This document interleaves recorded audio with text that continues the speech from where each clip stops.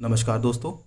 आज हम polynomial chapter को रीड करेंगे और इसके बेसिक स्ट्रक्चर्स एंड इसके इम्पॉर्टेंट फैक्ट्स को समझेंगे। तो चलिए दोस्तों शुरू करते हैं। हम एक बार अपने मेन्यू लिस्ट को देख लेते हैं जिसके अकॉर्डिंग हमको इस चैप्टर को पढ़ना है। पॉलिनोमियल्स डेफिनेशन रीड करेंगे, फिर उसके बाद standard form of a polynomial, coefficient and constant, degree, type of polynomial, value of a polynomial at a given point, zero of a polynomial. तो चलिए दोस्तों हम लोग डेफिनेशन से स्टार्ट करते हैं।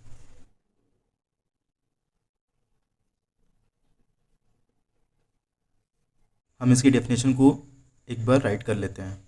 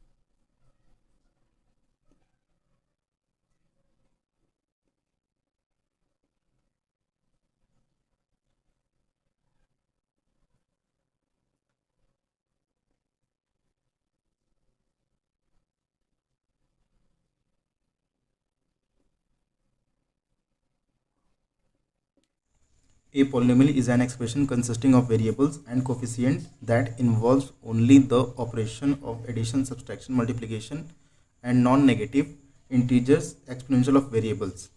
मीन्स इसकी मीनिंग क्या है? वो अलजेब्रिक स्ट्रक्चर जिसमें वेरिएबल हो और कोफिशिएंट हो एंड उसमें जो ऑपरेशन इन्वॉल्व हो वो एडिशन, सब्सट्रैक्शन एंड मल्टीप्लिकेशन हो, और मोस्ट इम्पॉर्टेंट जो भी एक्सपोनेंशियल होगा वो नॉन नेगेटिव इंटीजर्स होने चाहिए। आपको एक एग्जांपल के थ्रू इस डेफिनेशन को समझाते हैं।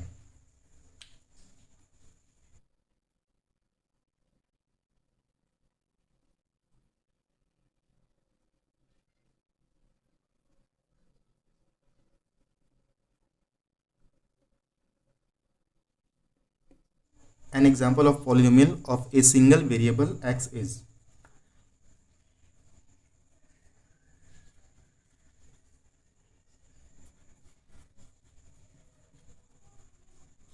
जैसा कि आप देख सकते हैं हमने एक एग्जांपल ले लिया है x square minus 4x plus 7। इसमें जो x है वो एक वेरिएबल है और इसमें क्या है, कोफिशिएंट्स भी हैं। जैसे जो x के साथ होगा, जो वेरिएबल के साथ होगा उसको कोफिशिएंट बोलते हैं, और जो विदाउट x होगा या फिर जो इंडिपेंडेंट टर्म है जैसे 7, इसमें कोई भी वेरिएबल इसके साथ नहीं है, इसको कोफिशिएंट बोलते हैं।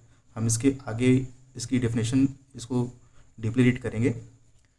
हम पॉलिनोमियल को px से रिप्रेजेंट करते हैं। अब एक पॉलिनोमियल स्ट्रक्चर ही है। सिंगल वेरिएबल क्यों बोलते हैं? क्योंकि इसमें जो वेरिएबल है वो एक ही टाइप का है, जैसे x ही है, इसमें कोई y वाला वेरिएबल नहीं है, कोई z वाला वेरिएबल नहीं है। हम इसके अलावा भी एक अदर वेरिएबल का जिसमें एक से ज़्यादा वेरिएबल होंगे उसको भी देख लेते हैं।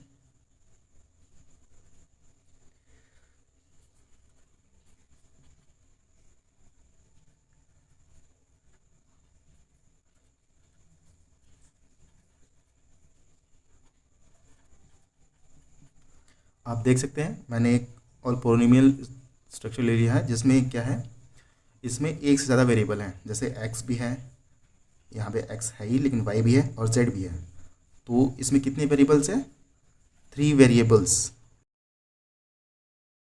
हम नॉन नेगेटिव इंटीजर्स का मतलब भी समझ लेते हैं। जैसे non negative integers means non negative integers, इसकी मतलब क्या है, 0 इंक्लूड होगा इसमें, 1 2 3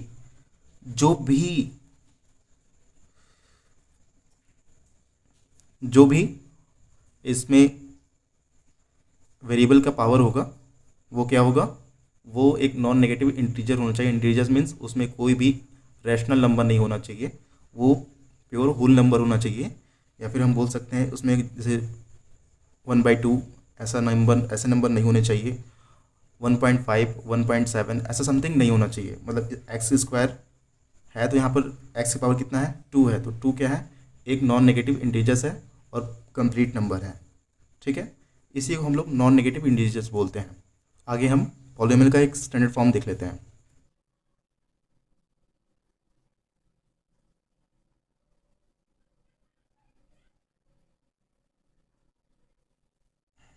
standard form of a polynomial.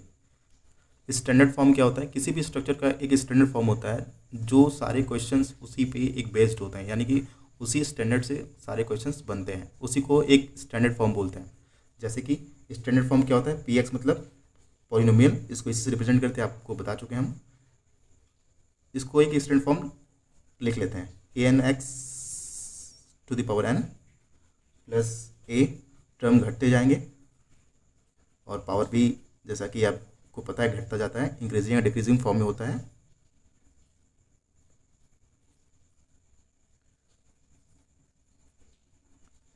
ये एक standard form of a polynomial है। स्टैंडर्ड फॉर्म इसको इसलिए बोलते हैं क्योंकि सारे पॉलिनोमियल्स इसी स्टैंडर्ड पर बेस्ड होते हैं। जैसे कि हम एक एग्जांपल लेकर इसको कंपेयर कर लेते हैं। X square minus 4x plus 7, इसमें क्या है आप देख सकते हैं x टू द पावर 2 है माइनस 4x प्लस 7। इसमें क्या है जो एक्सपोनेंशियल है या जो भी पावर है वो क्या है डिक्रीजिंग फॉर्म में है। जैसे एक्स स्क्वायर हो गया 2 फिर minus 4x, x to power कितना है 1, आपको पता है एक्स टू द पावर 1 लिखे या फिर एक्स लिखे बात एक ही है। और प्लस 7 के साथ भी एक्स वेरिएबल है बट उसका कोई मतलब नहीं है, क्योंकि आपको पता है या फिर नहीं पता तो बता देते हैं, x to the power 0 equal to 1 ही होता है। तो यहाँ पर अगर एक्स टू पावर 0 लिखेंगे तो 1 ही हो जाएगा, तो मल्टीप्लाई 1 से होगा 7 का तो 7 ही हो जाएगा, तो कोई मतलब नहीं लिखने का। बट ये क्या है डिक्रीजिंग फॉर्म में है, तो ये एक स्टैंडर्ड फॉर्म होता है। स्टैंडर्ड फॉर्म पे ही बेस्ड होते हैं सारे स्ट्रक्चर। ठीक है, आई होप आपको एक स्टैंडर्ड फॉर्म का आइडिया लग गया होगा।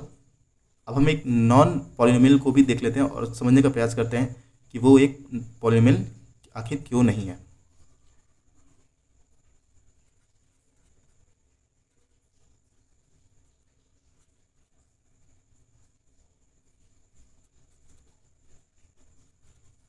आपको जैसा कि मैं दिखा रहा हूँ 4x square plus 2x to the power 1/2 plus 2, इसमें क्या है आप देख सकते हैं कि यहाँ तक तो ठीक है, बट दूसरा टर्म जो है वो उस पर क्या है x टू द पावर 1/2, यानी कि ये क्या है रैशनल नंबर है। तो हम हमको पहले ही बताते हैं कि रैशनल नंबर नहीं होना चाहिए, जो भी एक्सपोनेंशियल होंगे वो नॉन नेगेटिव इंटीजर्स होने चाहिए। तो ये क्या है, ये पॉलिनोमियल नहीं है।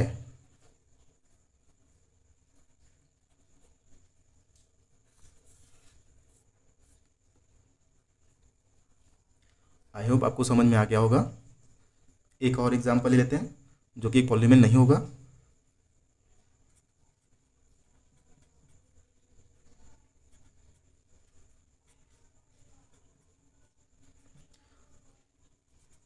P x equal to 2x to the power 4 plus 4 under root x plus 7। इसमें आप देख सकते हैं कि इसमें भी क्या है अंडर रूट एक्स, यानी 1/2 ही है। तो 1/2 यानी कि आप जानते हैं x to power under root का मतलब क्या होता है 1/2 ही होता है।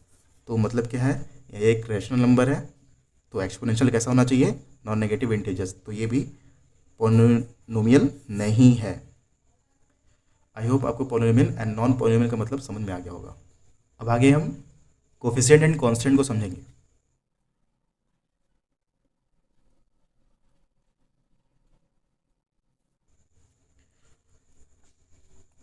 कोफिशिएंट एंड कांस्टेंट ये क्या होते हैं, हम इसको एक एग्जांपल के थ्रू समझते हैं। जैसे p x equal two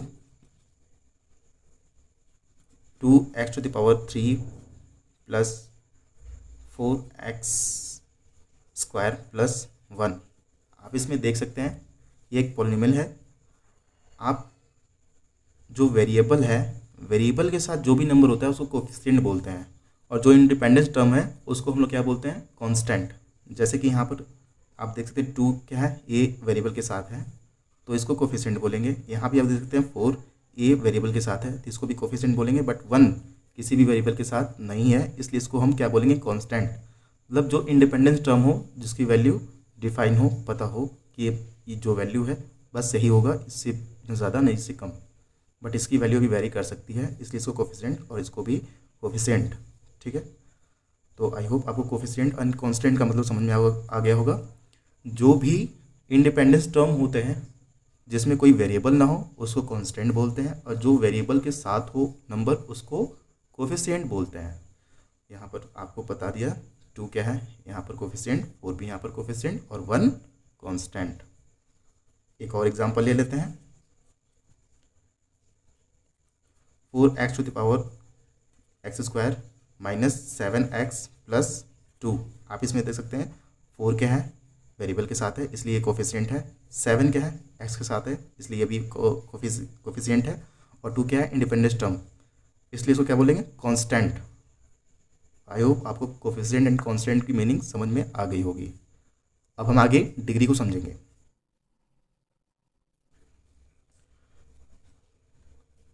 degree किसको बोलते हैं और क्यों बोलते हैं, हम आपको एक पॉलिनोमियल का एग्जांपल लेके समझाने का प्रयास करते हैं। जैसे कि px equal to x to the power cube minus 7x square plus 4x plus 2। आप इसमें देख सकते हैं एक क्यूबिक पॉलिनोमियल है। ठीक है, इसमें जो हाईएस्ट डिग्री होगा वेरिएबल का उसी को हम लोग क्या बोलेंगे, सॉरी, इसमें जो हाईएस्ट पावर होगा उसी को हम लोग डिग्री बोलते हैं, डिग्री डिफाइन करते हैं उसी नंबर से। जैसे इसमें हाईएस्ट जो वेरिएबल है उसका हाईएस्ट पावर क्या है, 3, एक्स ही है इसमें वेरिएबल, तो इसमें क्या है, एक्स पावर क्यूब जो है, ये 3 जो है पावर में जो है वो हाईएस्ट नंबर है किसी भी वेरिएबल के कंपेरिजन में, इसलिए इसको हम क्या बोलेंगे, हाईएस्ट नंबर ऑफ वेरिएबल, और इसकी डिग्री इसी पे डिफाइन होगी। तो इसकी डिग्री कितनी होगी, डिग्री इसकी होगी 3। मतलब क्या है, इस पॉलिनोमियल की डिग्री कितनी है, 3। एक और एग्जांपल ले लेते हैं,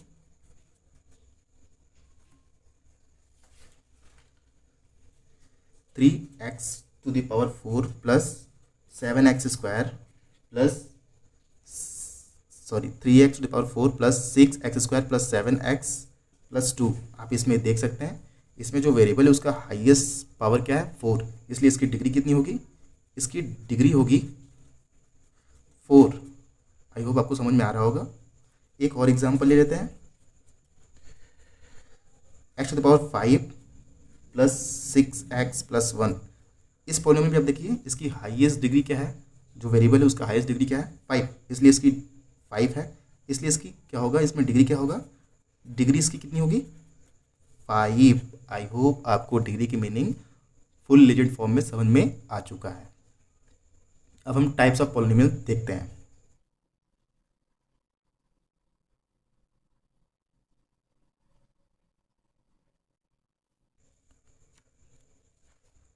टाइप्स ऑफ पॉलिनोमियल्स को 2 आधार पर डिवाइड करते हैं, एक उसके पावर के अनुसार यानी उसके एक्सपोनेंशियल के अनुसार।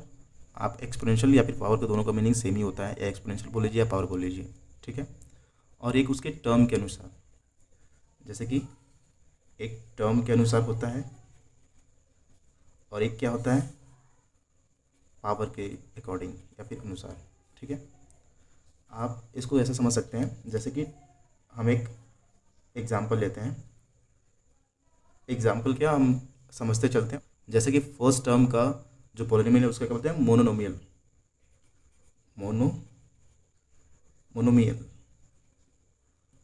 मोनोमियल।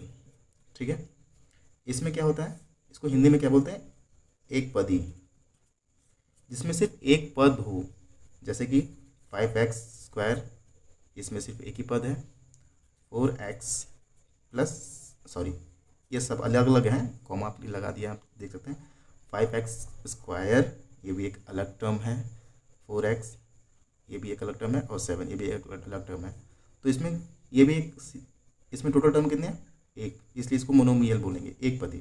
4x इसमें भी एक ही टर्म है तो इसको क्या बोलेंगे, मोनोमियल। और 7 भी एक ही टर्म है। जो टर्म्स के अनुसार डिसाइड होता है उसको टर्म्स में रखते हैं हम लोग। ठीक है, इसलिए इसको मोनोमियल्स बोलेंगे। अब बाइनोमियल्स किसको बोलेंगे?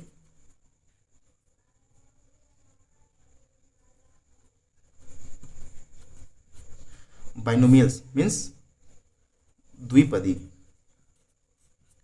द्विपदी मतलब जिसमें दो पद हों, जैसे कि 2x+1, इसमें कितने हैं? एक टर्म ये है, एक टर्म ये, इसमें दो पद हो गए। एक और देख लेते हैं, 3x² + 1।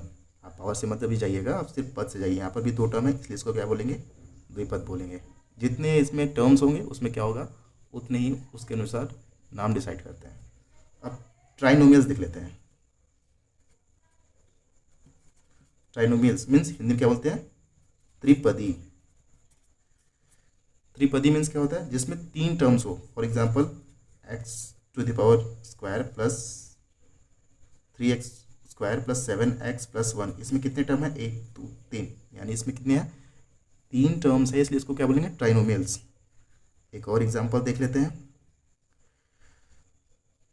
7x³ + 7x+2, इसमें भी देख सकते हैं तीन टर्म्स है, इसलिए इसको क्या बोलेंगे? ट्राइनोमियल्स। आई होप आपको ये समझ आ चुका होगा। और एक होता है जीरो पॉलिनोमियल।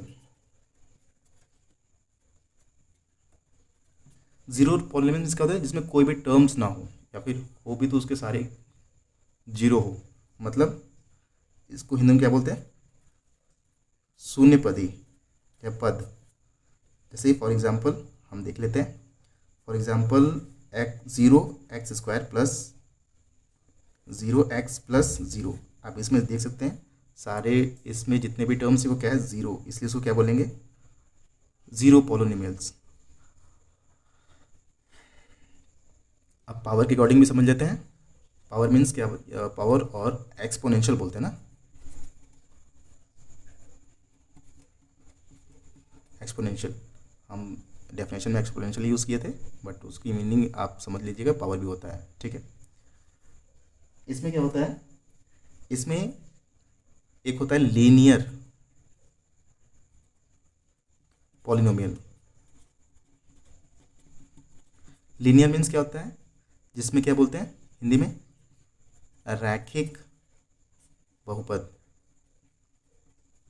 जिसमें क्या हो? हाईएस्ट पावर जो वो 1 हो, जो वेरिएबल है उसका हाईएस्ट पावर 1 होना चाहिए। जैसे फॉर एग्जांपल यहाँ पर 2x+1, इसमें हाईएस्ट जिसमें वेरिएबल है इसमें हाईएस्ट पावर क्या है? 1 है, तो इसको लीनियर बोलेंगे। एक एग्जांपल और देखते हैं, 3x+1, इसमें भी हाईएस्ट पावर क्या है? 1। ठीक है, वेरिएबल के, इसलिए इसको लीनियर बोलेंगे। अब सेकेंड देख लेते हैं, क्वाड्रेटिक।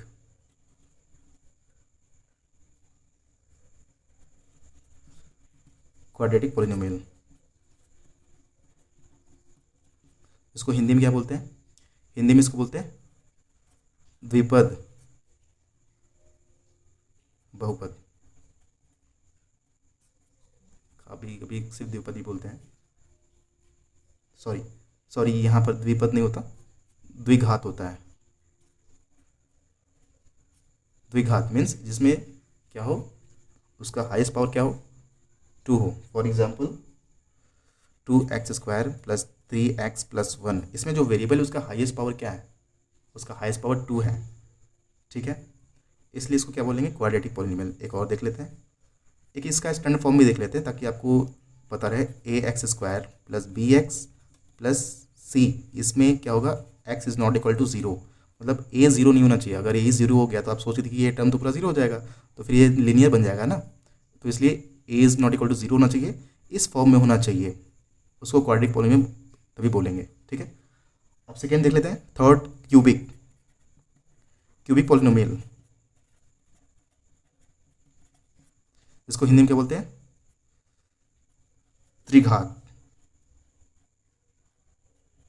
त्रिघात बहुपद। इसमें क्या होगा? एक इसका स्टैंडर्ड फॉर्म होता है, उसको भी देख लेते हैं हम लोग। ax³ + bx² + cx+d, इसमें क्या होगा? Is not equal to 0। इसमें a 0 नहीं हो सकता। अगर a 0 होगा तो सोच लीजिए कि ये टर्म पूरा 0 मतलब ये तो क्वाड्रेटिक बन जाएगा, इसलिए a 0 नहीं होना चाहिए। और इसका हाईएस्ट पावर क्या होना चाहिए? 3। ठीक है, आई होप आपको त्रिघात भी समझ में आ गया। अब लास्ट का एक देख लेते हैं, क्वाड्रेटिक पॉलिनोमियल, इसको हिंदी में क्या बोलते हैं, चतुर्घात बहुपद।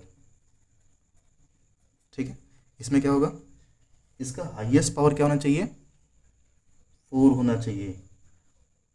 जैसे कि a x to the power 4 plus b x cube plus c x square plus d x plus e, और इसमें भी a is not equal to 0, क्योंकि a 0 तो ये पॉलिनोमियल फिर क्वाड्रेटिक नहीं रह जाएगा, ये क्यूबिक बन जाएगा। ठीक है, आप समझ गए क्वाड्रेटिक पॉलिनोमियल क्या होता है और क्यूबिक क्या होता है, और क्वाड्रेटिक क्या होता है, लीनियर क्या होता है। ठीक है, टर्म्स क्या था अभी आपने देख लिया, और पावर्स के आधार पर भी आपने देख लिया। ठीक है, और ये जो चैप्टर्स है ये एनसीईआरटी और यूपी बोर्ड और सारे बोर्ड्स को इंक्लूड करके बताया गया है। लगभग सभी स्टेट में आज एनसीईआरटी बुक चल रही है, बट एनसीईआरटी हो या फिर कोई भी बुक हो, मैथ चेंज नहीं होता। ओके, अब इसके बाद हम 6 पॉइंट का देख लेते हैं, value of a polynomial at a given point.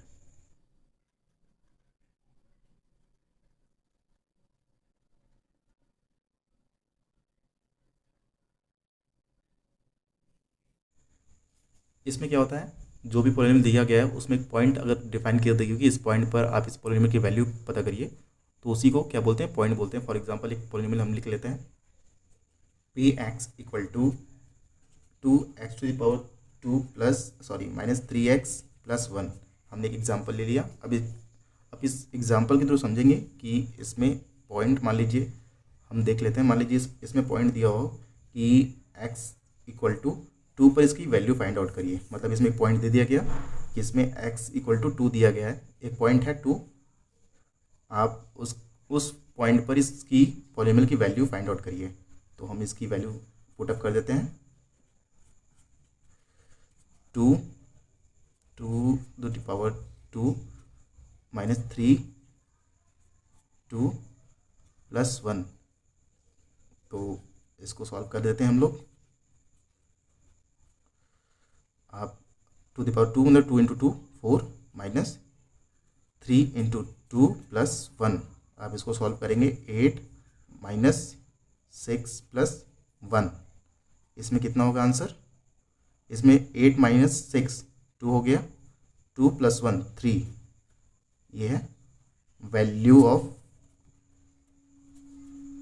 A at given point equal to 2, मतलब एक्स इक्वल टू 2 पर ये इसका वैल्यू है। ठीक है, आप समझ गए इसकी मीनिंग क्या होती है, value of a polynomial at a given point. अब हम जीरो ऑफ ए पॉलिनोमियल को थोड़ा डिटेल में देख लेते हैं।